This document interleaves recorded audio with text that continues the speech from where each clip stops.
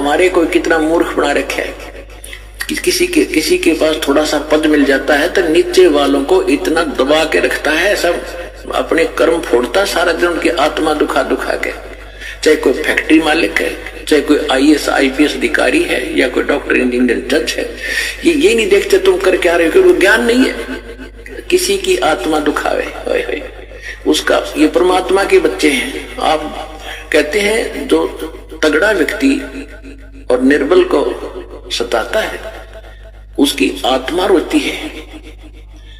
आत्मा रोती है क्योंकि वो मुकाबला तो कर ही नहीं सकता किसी भी तरीके से। ताकतवर मीन जैसे कोई पद की ताकत है, पोस्ट की ताकत है, या वैसे अपने कोई घर कबीले में घने व्यक्ति हो जाए उनकी ताकत है, स्वयं बलशाली है। तो इस तरह का व्यक्ति गरीबों को सताता है, अपने से नीचे वालों को इतना तंग करता है कि जितना वो कर सकता है बिना ज्ञान के। तो यहाँ परमात्मा ने आके बताया है कि कबीर गरीब ना सताइए, जाकी मोटी हाय, और बिना श्वास की जीव से लो भस्म हो जाए। देखो कहते हैं गरीब को ना सताना, आपकी ये हालत हो जाएगी, क्योंकि वो तो जीवित श्वास है, आत्मा से उसका कनेक्शन है, रो रहा है, उसकी आत्मा दुखी है, तो उसको जरूर प्रतिफल मिलेगा, 2 दिन पीछे मिल जाएगा। उदाहरण दिया है कि जैसे पहले एक धौंकनी होती थी, पशु के चाम की बनाई जाती थी, और लोहार और सुनार लोग उसी का प्रयोग करते थे। उसमें ऐसे एक हैंडल सा लगा लेते थे, उसको पकड़ के ऐसे करते थे, आगे उसका छोटा सा सुराख होता था उस चमड़े में, और वहीं से वो हवा लेती थी और फिर ऐसे छोड़ते थे, वो हवा फूंक मारती थी अग्नि में, ऐरण में, जहां पर लोहे को गर्म किया जाता था, पिघलाया जाता था।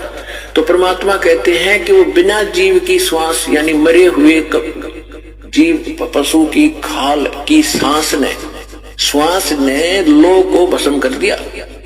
और ये तो जीवित सांस है, आए जो आए है, कहते ये गरीब ने ना सताइए, जाकी मोटी हाय, और बिना जीव की श्वास से लो भस्म हो जाए।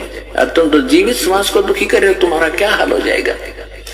तो इस काल ने हमें न्यों भी बाप एक दूसरे के साथ अपने कर्म बिगाड़ने के लिए सिस्टम पूरा फिट कर रखा है कि इनकी बिरान माटी कर दो, और फिर ये अपने वो एक दूसरे का किया कर्म यहाँ भोगते रहे और आजीवन दुख पाते रहे। और परमात्मा इसलिए आते हैं कि ये बुरा करते हैं अनजाने में।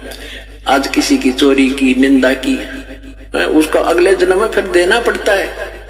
कोई दामाद बनकर लेगा, बेटी भी लेगा, धन भी लेगा, और फिर मर जाएगा और बेटी विधवा होगी, फिर उसके पालन पोषण में बच्चों के लगा रहेगा वो मूर्ख।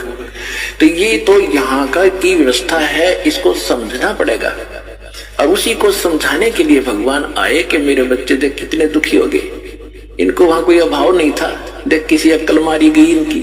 तो जिस माता पिता के बालक बिगड़ जाए किसी कारण से भी, उसको चैन नहीं पड़ता जब तक उसकी पार बसाओगे। नो सोचेगा ये कभी सुधरे और वापस आ जा, और फिर मैं सीने से लगा लूं, इनको सारी संपत्ति दे दूं, मैंने क्या करना है। तो वो हमारा पिता है। हम गलत आदमी इस काल के आके फंस गए। ये गंदा आदमी है, ये सत्य प्रति झूठा कपटी, हर तरह से हमें मूर्ख बनाकर यहाँ पर फांस रहा है। इसको श्राप लगा 1 लाख मनुष्य शरीरधारी प्राणियों का आहार करने का। इसलिए हमें पाल रहा है, अपने स्वार्थ में सारी बुराइयां करवाता है। आप देखते हो बीड़ी, शराब, तंबाकू, फीम, सुल्फा, भुक्की, ये खाने की चीज है, मांस ये खिलाता है ताकि इसका टेस्ट बने। हम सूक्ष्म स्थूल शरीर से जो खाते हैं, एक अंदर शरीर है सूक्ष्म, उसके अंदर ये सारी वासना डिपॉजिट हो जाती है, इसमें समा जाती है। कुछ अधिक आहार तो लग जाता है शरीर के पोषण में, स्थूल के शेष जो वासना है उसका टेस्ट होता है, वो अंदर जाता है, समाता है जीव के माध्यम से। और फिर इनको ये कवर तो ऊपर रह जाता है, यही छोड़ जाते हैं। सूक्ष्म शरीर जब जाता है मनुष्य का, एजडित रहता है, जब तक दूसरे प्राणी में नहीं जाता ये सूक्ष्म शरीर एजडित होगा। तो ये तो ऐसा है जैसे सर्प कांचली छोड़ जाता है और सर्प अलग होता है। तो हम तो उस कांचली की क्रियाक्रम में लगे रहते हैं। यहाँ पर कभी गंगा ठा के ले जाएंगे, कभी कितना कर्म कराएंगे, वो सांप तो जा चुका है, वो तो है नहीं इसमें। तो उस जीव को फिर तपतशिला पर डालता है, वहां उनको बुरी तरह तड़फाता है, क्योंकि जिसने ज्यादा हुक्का भी रखा है, जिसने ज्यादा शराब पी रखी है, मांस खा रखा है और ज्यादा भूखी पी रखी है, कोई नशेली वस्तु है, कि वो टेस्ट है उसका, उस काल का, मन का, ये मन उसका एजेंट है, तो उनको ज्यादा समय तक उस तपस्या पर जलना पड़ता है, वहां चटक मटक होते, हाहाकार मचती है। जिन्होंने थोड़ा ये बकवाद कर रखी होती है, वो थोड़े समय तक तपस्या पर रहता है। तपत की टुकड़ी एक तवी है, तवा समझ लो, बड़ी ये तई होती है, बड़ी बड़ी रोटी बनाने की, इन पर रखते हैं भट्टियों पर, इस तरह की बहुत बड़ी है पत्थर की, और उसमें अपने आप गर्म होती है, उसके फारेनहाइट का भी अंदाजा नहीं कितनी गर्म है। और जिन्होंने ज्यादा यह मांस शराब तंबाकू प्रयोग कर रखा है और वासनाएं की है, तो वो ज्यादा समय तक दुखी रहते हैं, बहुत समय तक, उनको बहुत समय ज्यादा माल होता है उनमें, तो देर से निकलेगा सारा। और जिन्हें कम कर रखी हो जल्दी फारिग होकर गधे कुत्ते बनोगे, फिर जाना कहीं नहीं, रहना यहीं पर है।